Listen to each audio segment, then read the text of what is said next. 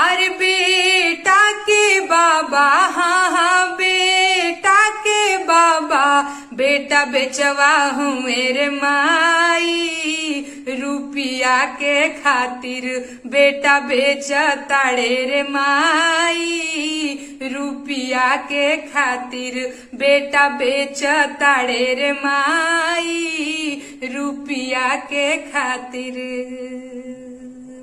अरे बेटी के बाबा, अरे बेटी के बाबा, नगर सेठ हूँ मेरे माई, तौली बिछा के रुपिया गिन ताड़े रे माई, तौली बिछा के रुपिया गिन ताड़े रे माई, तौली बिछा के। अरे कोहबर से लाडो बेटी हंसत बाड़ी रे माई, हमार बाबा नौकर बेसाहत बाड़े रे माई, हमार बाबा नौकर खरीदत बाड़े रे माई, हमार बाबा नौकर।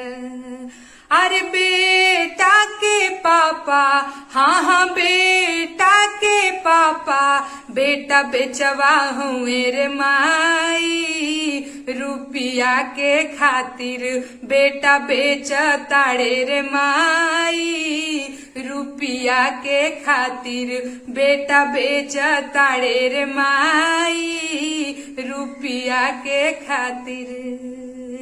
अरे बेटी के पापा, अरे बेटी के पापा, सूबेदारवा हूँ मेरे माई, तौली बिछा के रुपिया गिन ताड़े रे माई, तौली बिछा के।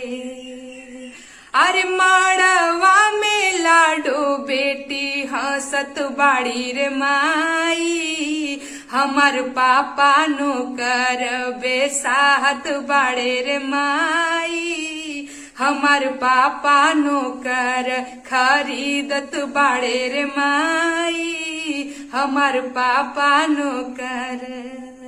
अरे भोरे भोरे चाय पानी हमके दिही रे माई, खाना बनाई कपड़ा फींची तेल लगाई रे माई, खाना बनाई कपड़ा फींची आई रे माई, हमार पापा नौकर खरीदत बाड़े रे माई।